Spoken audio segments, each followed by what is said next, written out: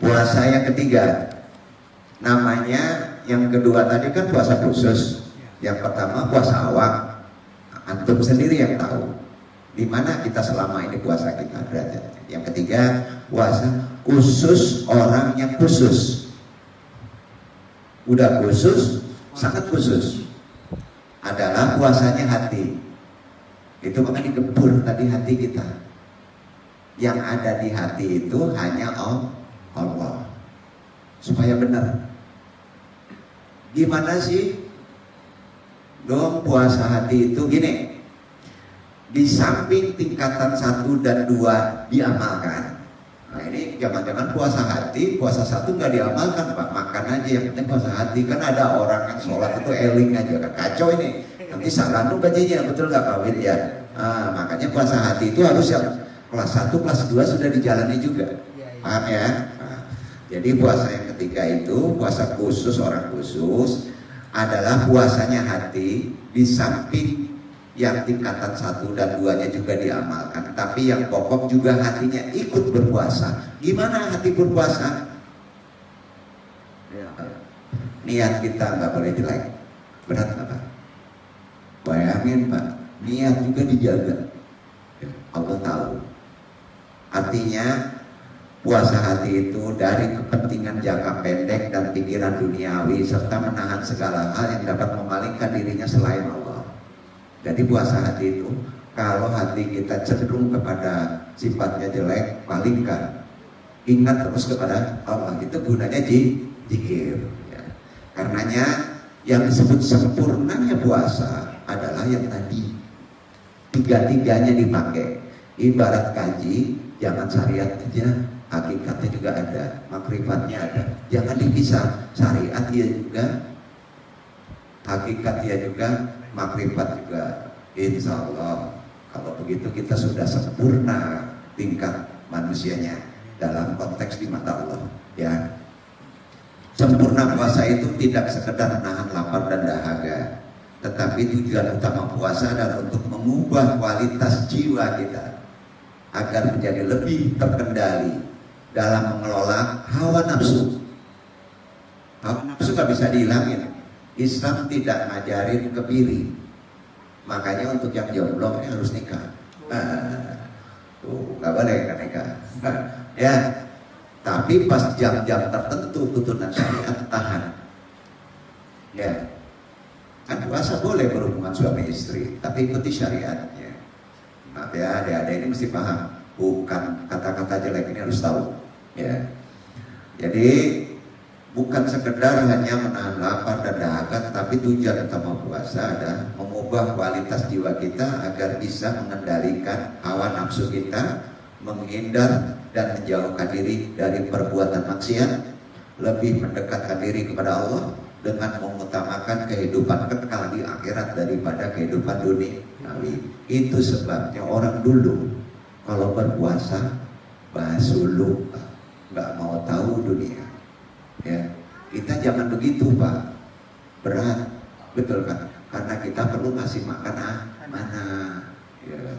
Tapi dalam kasih makan selalu bulan Ramadan, tolong sampai ke hati kita beresin. Disitulah berkah dapat. Setuju? Setuju. Alhamdulillah. Ya. Jadi seharusnya umat Islam wabil khusus yang hadir hari ini insya Allah dirahmati Allah, percaya bahwa puasa itu berfungsi sebagai sarana mencapai derajat takwa. Itu derajat takwa. 3 diamalkan, maka antum takwa. Kata siapa? Bukan kata yang duduk. Kata Allah Subhanahu wa taala, yaitu tersandarkan pada Quran surat Al-Baqarah 183. Amalan seluruh populer selalu membaca ayat ini kalau memasuki bulan Ramadan. Silakan dibaca. A'udzubillahiminasyaitonirrajim. Ya ayyuhalladzina amanu ya.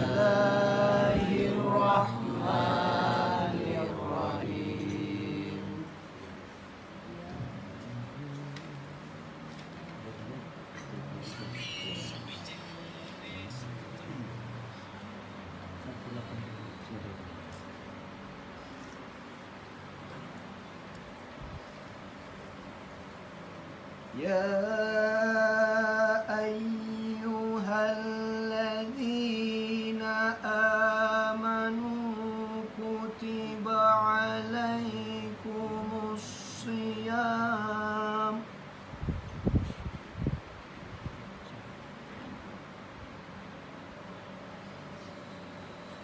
كتب عليكم الصيام كما كتب على الذين من قبلكم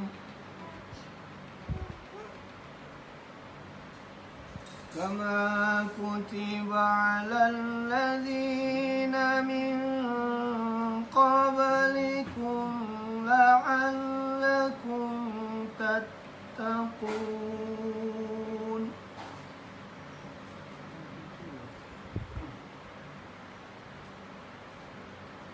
Wahai orang-orang yang beriman, diwajibkan atas kamu berpuasa sebagaimana diwajibkan atas orang-orang sebelum kamu, agar kamu bertakwa. Poin ya, puasa itu adik-adik hukumnya apa? Wajib, supaya kita bertakwa. Kata siapa? Kata Allah. Betul?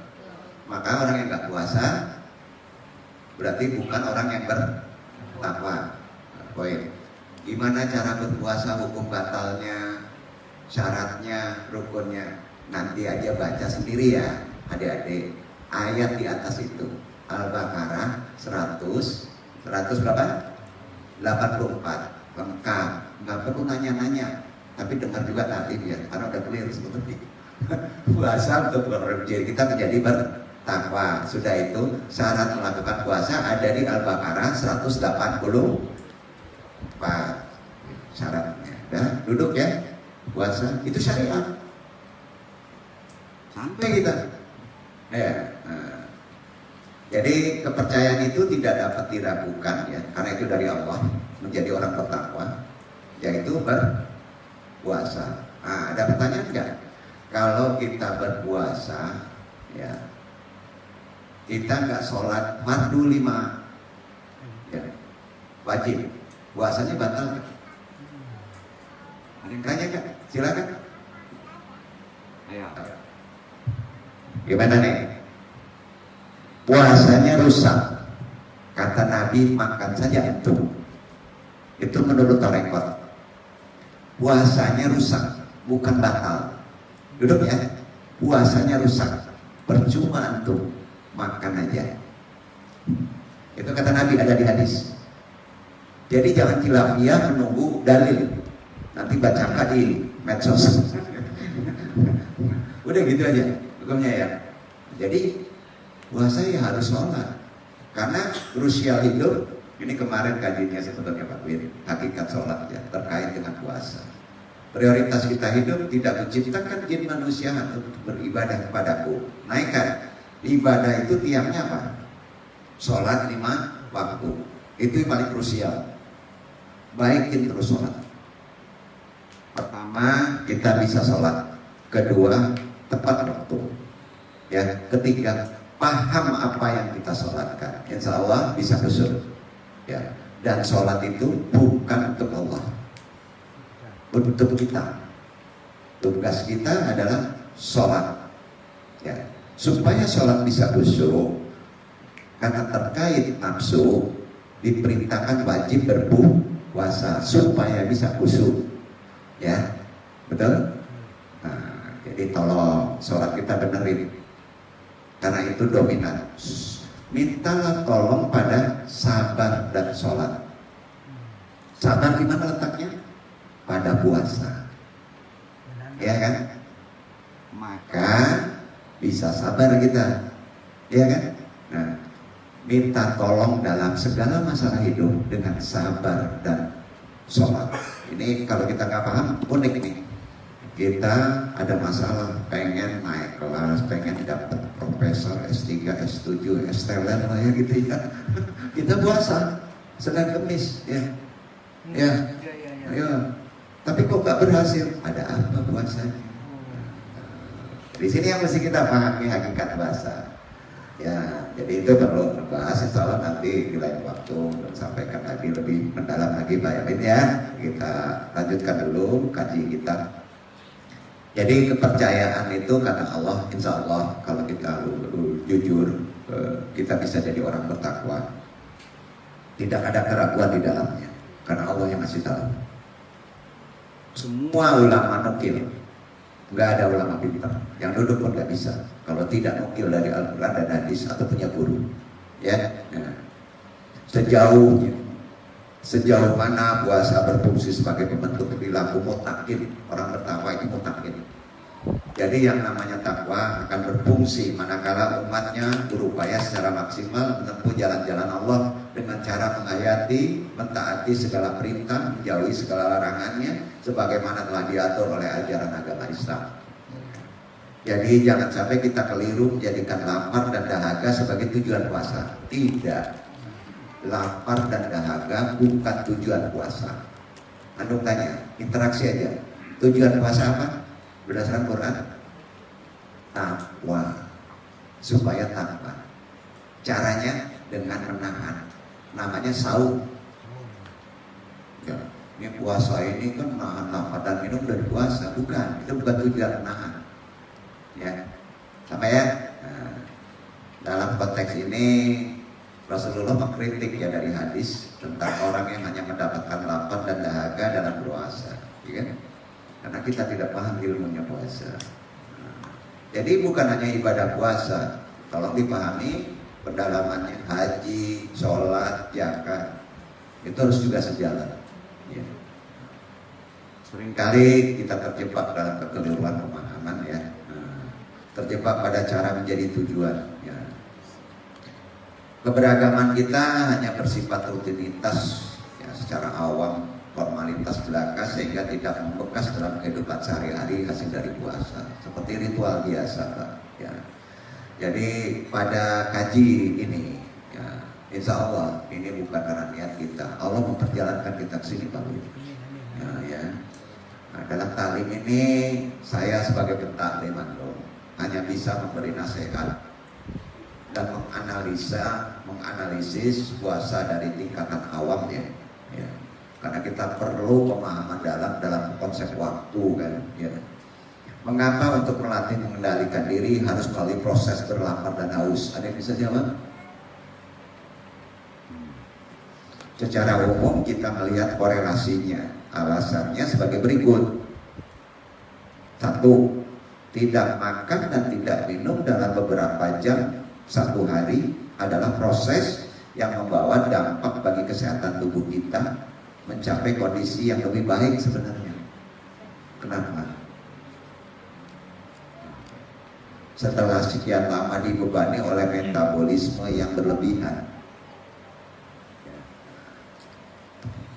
Adik-adik semua yang hadir percaya nggak kalau puasa itu menyehatkan? Istirahat perut gimana? Tidak makan. Kalau Allah yang mengatur pasti sesuai. Jadi jangan khawatir. Sakit bapak-bapak, apalagi puasa aja sembuh. Demi Allah, banyak orang yang sakitnya bertahun-tahun puasa sembuh. Jadi ini penelitian sains juga ada ya. Amerika Serikat, Eropa, ya. Banyak berdiri klinik menyembuhkan penyakit melalui metode puasa. Betul kan? Nah, lewat puasa sistem pencernaan kita diistirahatkan atau ditidurkan. Dengan demikian tubuh kita akan merehabilitasi sendiri kerusakan-kerusakan yang terjadi dalam tubuh. Hebat gak Quran? Masa kita gak yakin dengan Quran? Ya. Itulah dimensi fisik dalam pemahaman tujuan puasa. Silakan adik-adik iman yang lain silakan. Lima sudah ngizinkan untuk makan gitu, boleh ya. Sampai dengar kaji dikit lagi. Yang kedua kita pahami ya. Nah, lapar dan haus adalah kondisi kritis manusia dalam memenuhi kebutuhan dasar hidupnya yang bisa digunakan untuk melatih, untuk apa? Mengendalikan diri secara kejiwaan. Lapar, menahan, itu bisa mengendalikan diri secara jiwa, menahan hawa nafsu. Ini aja banyak berantem, obatnya puasa. Ya. Kejiwaan. Ya. Berbagai macam kerusakan yang terjadi pada diri kita sendiri maupun lingkungan berawal dari ketidakmampuan mengendalikan diri. Setuju? Apa obat puasa? Riadohnya, latihannya. Jadi beberapa ayat Al-Quran menggambarkan betapa ulah tangan manusia yang tidak terkontrol menyebabkan masalah yang serius pada diri sendiri maupun lingkungannya. Itu kata Allah. Itu gunanya puasa. Jadi kita udah tahu puasa itu ternyata untuk kita bisa mengendalikan diri secara kejiwaan. Dasarnya apa? Kalau ditanya dalilnya firman Allah Quran surat Al-Mu'minun ayat 71. 7 praktekkan kepada yang satu. 7 artinya praktekkan kepada yang satu. Untuk orang mukmin itu makna huruf dan angka itu termaktub dalam pengertian spiritual. Tolong dibaca.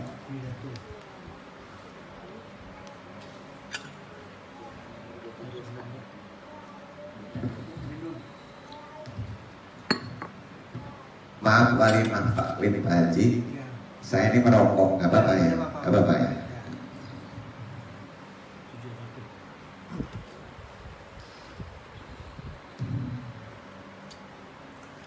Walau ittaba'al haqqu ahwa'ahum lafasadatis samawati wal ardh لفسدت السماوات والأرض ومن فيهن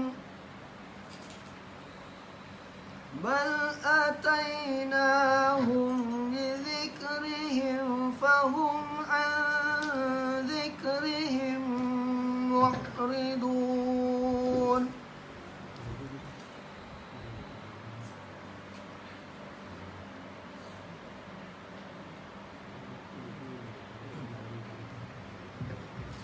Andai kata kebenaran itu menuruti hawa nafsu mereka, pasti binasalah langit dan bumi ini. Bahaya tangan manusia itu, Pak. Ya, itu perintah puasa. Ya. Dan semua yang ada di dalamnya.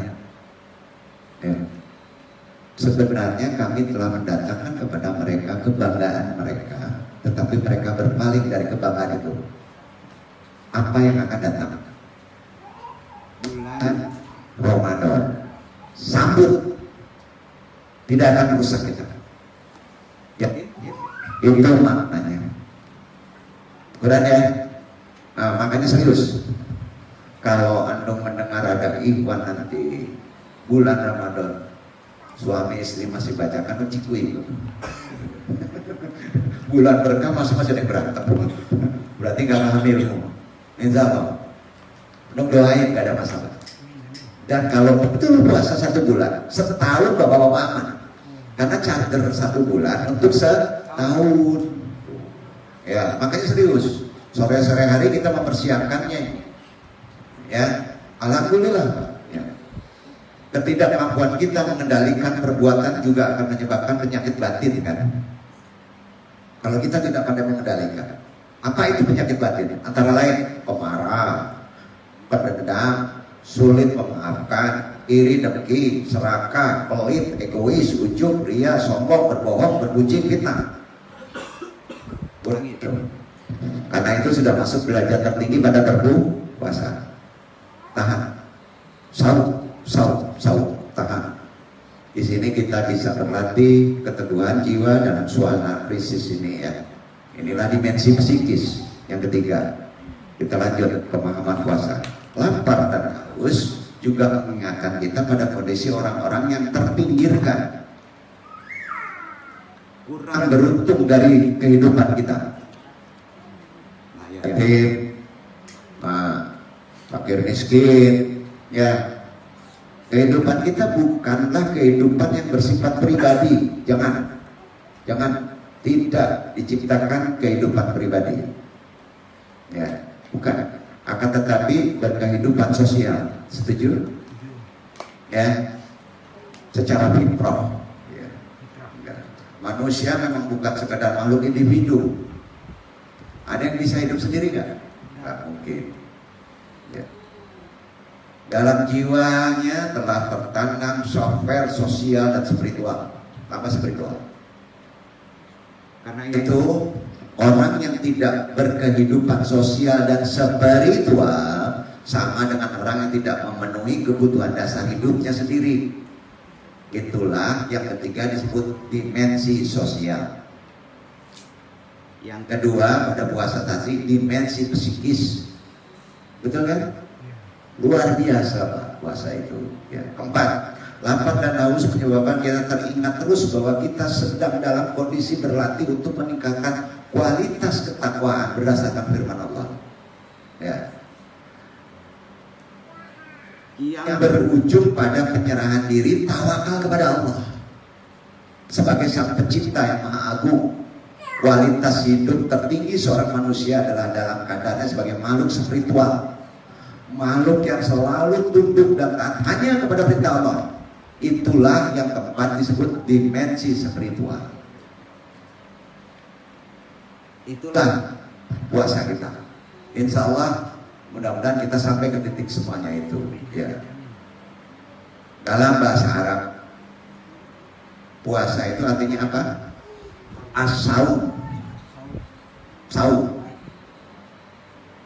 Artinya al-imsyaku anisi syai, yaitu menahan dari sesuatu. Apa yang ditahan? Bukan makan bro, itu kalah antum sama ulat.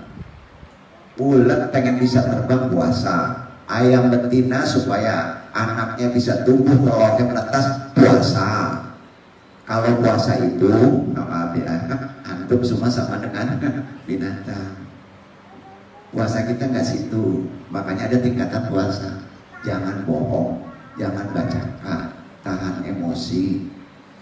Masya Allah, luar biasa apa hebatnya puasa ajaran Islam itu. Itulah karenanya dalam hadis Rasulullah SAW menjelaskan hakikat puasa adalah meninggalkan kebohongan dan kezaliman. Barang siapa tidak meninggalkan perkataan palsu dan pengamalannya, maka Allah tidak mempunyai keperluan untuk meninggalkan makanan dan minuman dalam puasanya. Hadis riwayat Bukhari.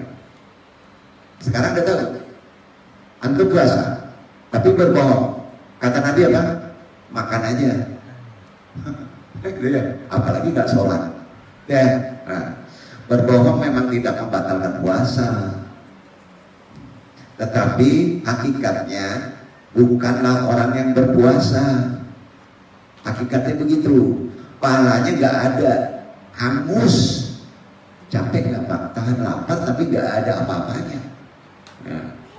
Walaupun seharian dia menahan lapar dan dahaga, apabila jika kebohongannya berdampak besar, misalnya sumpah palsu, menipu, mencuri, korupsi, hati-hati, maaf ya pedagang. Betul kan haknya dalam bulan Ramadan? Banyak orang kena. Di bulan Ramadan itu mengurangi takaran. Kena Bapak setahun. Demi Allah.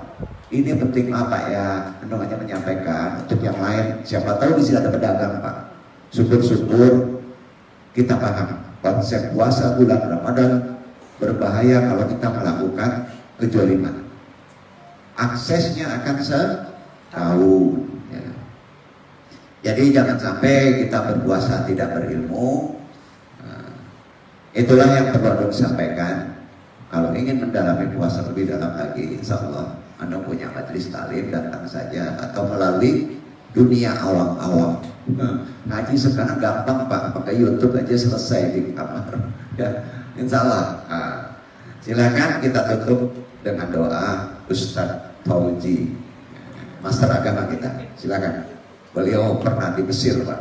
Nah, silakan dibaca.